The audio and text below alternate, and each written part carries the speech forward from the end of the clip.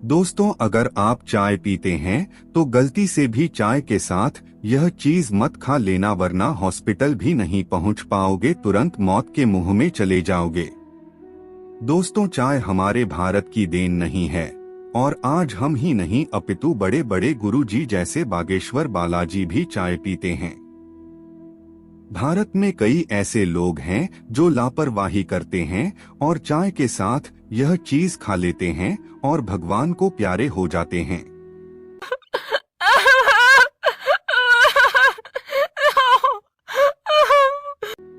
फिर भगवान को ही दोस्त देने लगते हैं कि भगवान, यह तुमने हमारे साथ क्या किया। आप भी चाय पीते हैं, गलती से भी यह चीज मत खा लेना। और जो व्यक्ति हर दिन चाय पीता है तो उस व्यक्ति के साथ क्या होगा आने वाले समय में आप देखकर आपके पैरों तले जमीन खिसक जाएगी। आपको शायद पता नहीं, आप रोज रोज चाय पीकर आप अपने शरीर की हड्डियों के साथ क्या कर रहे हो, आपको यह बिल्कुल भी अंदाजा नहीं है। वीडियो में जब पता लगेगा तब आपके होश उड़ जाएंगे। रोजाना चाय पीने से आपकी मृत्यु कैसे होगी, आपका शरीर कैसे कमजोर पड़ जाएगा, अभी आप लोगों को पता लग जाएगा। शायद ही कोई ऐसा व्यक्ति हो जिसे चाय पीना पसंद न हो। चाय देश ही नहीं बल्कि विदेश में भी काफी पसंद किया जाने वाला पेय पदार्थ है। चाय की इसी लोकप्रियता के चलते दुनिया भर में कई प्रकार की चाय प्रचलित है। हमारा मूड रिफ्रेश करने के साथ ही चाय हमारी सेहत को कई तरह के फायदे भी पहुंचाती है। वहीं सर्दियों के मौसम में तो लोग भारी मात्रा में इसका सेवन करना शुरू कर देते हैं। लेकिन क्या आप जानते हैं कि चाय की लत कई बार आपके लिए हानिकारक भी साबित हो सकती है। दोस्तों, ईश्वर कहते हैं कि जो भी व्यक्ति अच्छे तरीके से पूजा पाठ करता है उसे मैं स्वीकार करता हूँ, उसकी हर मनोकामना को मैं पूरा करता हूँ। वीडियो में आगे बढ़ने से पहले अभी ही वीडियो को लाइक कर और नीचे कमेंट बॉक्स में लिख दो सच्चे दिल से जय जय बजरंगबली। दोस्तों, जो भी व्यक्ति चाय पीता है उसकी मृत्यु ऐसे होती है। दोस्तों, आपको कभी भी चाय के साथ क्या नहीं खाना चाहिए, अभी हम आपको बता देंगे। नंबर 1 पॉइंट, दोस्तों, चाय पीने से अल्सर नामक बीमारी हो जाती है, पेट से संबंधित होती है। दोस्तों, चाय में कैफीन नामक पदार्थ पाया जाता है और जब हम ज्यादा चाय पीते हैं तो हमारे शरीर में केफीन की मात्रा बढ़ जाती है, जिससे क्या होता है, हमारे पेट में एसिडिटी हो जाती है और धीरे धीरे यह बीमारी अल्सर का रूप ले लेती है। अल्सर का यदि समय पर सही इलाज न किया जाए तो यह आंतों में कैंसर का कारण भी बन सकता है, जिसका इलाज करना काफी ज्यादा कठिन हो जाता है। जबकि ज्यादा चाय पीते हैं और अल्सर का शिकार हो जाता है। जब व्यक्ति सुबह फ्रेश होने जाता है तो उसके मल में खून आना शुरू हो जाता है और यह प्रक्रिया तब तक चलती रहती है जब तक बीमारी का इलाज ना हो जाए और धीरे धीरे व्यक्ति में खून की कमी हो जाएगी। इसी के साथ ही दोस्तों, इस बीमारी के अंदर सीने में जलन होगी, पेट का बार बार भूल जाना, पेट में बिना किसी कारण दर्द होना, ऐसी कई बड़ी बड़ी परेशानियां होगी जिसके कारण व्यक्ति की जल्दी ही मृत्यु हो जाएगी। पॉइंट नंबर 2, चाय पीने से शरीर की हड्डियां कमजोर हो जाती है, क्योंकि चाय हमारे शरीर में हड्डियों के साथ जो कैल्शियम होता है उसे कमजोर करता है और हड्डियों में दर्द होता है। इस बीमारी को स्केलेटल फ्लोरोसिस नामक यह बीमारी आपकी हड्डियों को अंदर ही अंदर खोखला बना सकती है। दोस्तों, इस बीमारी के अंदर क्या होता है, जब भी हम थोड़ा सा भी काम करते हैं तो हमारी हड्डियों में दर्द होना शुरू हो जाता है। ऐसा इसलिए होता है दोस्तों, हमारी हड्डियों में मौजूद कैल्शियम जो कि हमारी हड्डियों को मजबूत बनाए रखता है, ज्यादा चाय पीने से यह कैल्शियम कमजोर हो जाता है और हड्डियों में जो मजबूतपन था वह बिगड़ जाता है। जैसे जैसे हड्डियों में से कैल्शियम की मात्रा कम होती जाएगी वैसे वैसे आपके काम करने की क्षमता, आपके सामान उठाने की क्षमता वैसे वैसे कमजोर होती जाएगी। इसलिए दोस्तों ज्यादा चाय का सेवन नहीं करना चाहिए। बहुत बुरा प्रभाव आपको अपने शरीर में देखने को मिल सकता है।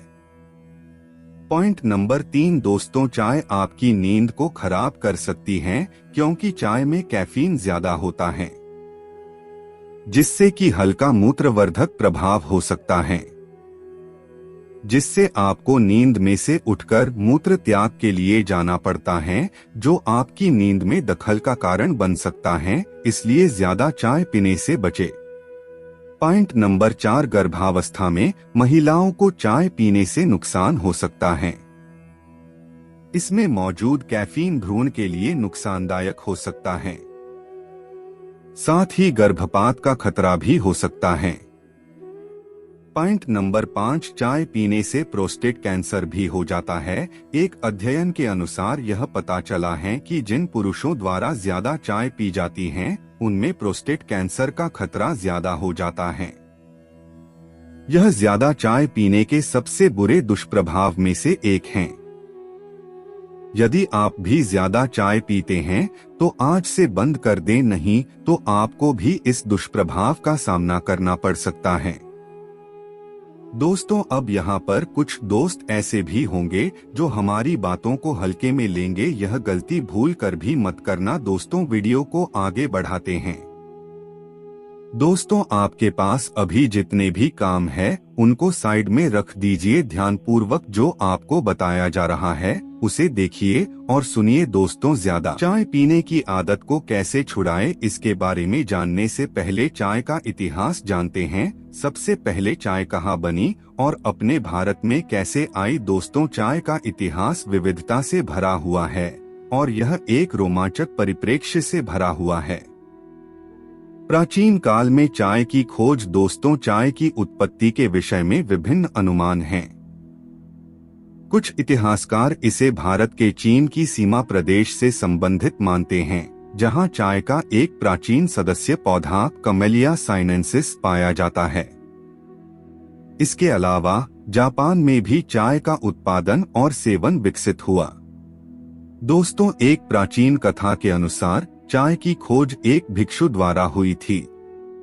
भिक्षु ध्यान के दौरान वे अपनी आंखें नहीं खोल पाए और उन्हें जागने के लिए उन्होंने कुछ पेड़ों के पत्तियों को उठा लिया और उन्हें गर्म पानी में उबालकर एक तरल पदार्थ बना लिया। इससे वे अपनी नींद से उठ गए और चाय की खोज हो गई। यह कथा चाय की उत्पत्ति को लेकर जापान में प्रचलित है। दोस्तों चाय का आविष्कार चीन में भी हुआ था और यहाँ चाय की पेड़ों की खेती और चाय के पत्तों से परिप्रेक्ष्य में उत्पन्न नाइल सेकंद को लेकर एक अन्य कथा है। इस कथा के अनुसार चाय का आविष्कार भगवान शेंगन के शिष्य भिक्षु दर्ची के द्वारा हुआ था। भिक्षु दर्ची को दर्द रहित रखने के लिए उसने कुछ चाय की पत्तियों को चबाकर खाया था और इससे उसका दर्द तुरंत ठीक हो गया। दोस्तों चाय का व्यापारिक उपयोग। दोस्तों चाय का व्यापारिक उपयोग पहले चीन में हुआ, जहां यह मेडिकल और धार्मिक उद्दीपक के रूप में उपयोग किया जाता था। धीरे धीरे चाय का उत्पादन और उसका सेवन दरिया प्रदेश, वियतनाम और जापान में फैला। दोस्तों चाय के इतिहास में बड़ी परिवर्तनशील घटना ब्रिटिश शासनकाल में हुई, जब British east India company Bharat में चाय के उत्पादन को प्रचारित किया। इससे पहले भारत में चाय का उत्पादन सीमित होता था, लेकिन कंपनी ने ब्रिटिश व्यापारियों और उद्यमियों को चाय के व्यापार में रुचि दिखाई और चाय के उत्पादन को विकसित किया। चाय के व्यापार को बढ़ावा मिलने से चाय के उत्पादन और उसका सेवन विश्व भर में फैल गया। दोस्तों चाय का इतिहास में ब्रिटिश समय से लेकर आज तक चाय का उत्पादन और उसका सेवन लगातार बढ़ता ही गया है।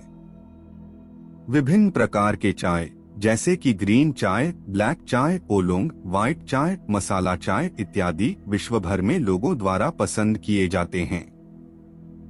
चाय के विभिन्न शैली और स्वाद के कारण यह आज भी लोगों के दिलों में बसा हुआ है और यह विश्व के सबसे लोकप्रिय पेय पदार्थों में से एक है। दोस्तों, कभी भी जीवन में जब भी आप चाय पीते हैं तो गलती से भी हल्दी मत खाना, वरना आपकी मौत हो जाएगी। दोस्तों, चाय की लत लग चुकी है तो आप चाय को दोस्तों इस प्रकार छोड़ सकते हो। बड़ी संख्या में लोग चाय के शौकीन होते हैं। कुछ हद तक चाय पीना सेहत के लिए लाभकारी होता है, लेकिन जब यह ज्यादा हो जाता है तो चाय सेहत के लिए नुकसानदायक साबित हो सकती है। चाय की लत छुड़ाने के लिए व्यक्ति को समझना होगा कि चाय की लत का मूल कारण क्या है और उसे कैसे नियंत्रित किया जा सकता है। दोस्तों, स्वयं नियंत्रण करें, मतलब चाय की लत को छोड़ने के लिए सबसे पहला कदम व्यक्ति के वश में होता है। व्यक्ति को स्वयं नियंत्रण करना होगा और अपने मन को चाय के लिए बार बार इच्छित न करने की कोशिश करनी होगी। दोस्तों, दूसरों के साथ सहयोग, मतलब यदि आप चाय की लत को छुड़ाना चाहते हैं तो अपने परिवार और मित्रों के साथ सहयोग करें। उनसे आपकी लत को समझाने और समर्थन करने की अपेक्षा करें। दोस्तों, अन्य अधिक उत्तेजक पेय पदार्थ, मतलब चाय की लत को कम करने के लिए आप अन्य पेय पदार्थों को पसंद कर सकते हैं, जैसे कि जल, नींबू पानी, नारंगी, ताज़ा जूस इत्यादि। दोस्तों, व्यायाम करें, मतलब नियमित व्यायाम करना चाय की लत को छुड़ाने में मदद कर सकता है। व्यायाम से शरीर में एक्सरसाइज होती है और मन शांत होता है, जिससे चाय की लत को कमी महसूस होती है। दोस्तों, स्वस्थ खानपान, मतलब स्वस्थ और पौष्टिक खानपान रखने से भी चाय की लत को छुटकारा मिलता है। आप अपने आहार में संतुलित पोषक तत्वों का सेवन कर सकते हैं, जो आपको एनर्जी देते हैं और चाय की लत को कम करते हैं। दोस्तों, योग और मेडिटेशन, मतलब योग और मेडिटेशन करने से व्यक्ति का मन शांत होता है और वह चाय की लत को छुड़ाने में सक्षम होता है। योग और मेडिटेशन से मानसिक चिंताओं का सामना करना और चाय के सेवन की इच्छा को कम करना संभव होता है। दोस्तों, उचित समर्थन, मतलब चाय की लत को छुड़ाने के लिए आप उचित समर्थन प्राप्त कर सकते हैं। चाय की लत के साथ जूझने में किसी भी प्रकार की शर्म नहीं है और इसे छोड़ने में समर्थन मिलना बहुत महत्वपूर्ण होता है। किसी भी समर्थन समूह या व्यक्ति से मदद लें और चाय की लत से मुक्ति पाएं। और दोस्तों, चाय की लत छोड़ना आपके दिमाग के ऊपर भी निर्भर करता है। जैसे कि दोस्तों, आप सब लोग जानते होंगे, सबसे पहले हमारा चाय पीने का मन करता है, परंतु हम जब चाय पीने का मन करता है तो बुद्धि नहीं लगाते हैं। अगर हम जैसे चाय पीने का मन करें और उसके पीछे बुद्धि लगा दे तो फिर आपका चाय पीना और भी कम हो जाएगा और धीरे धीरे यह लत बिल्कुल ही दूर हो जाएगी।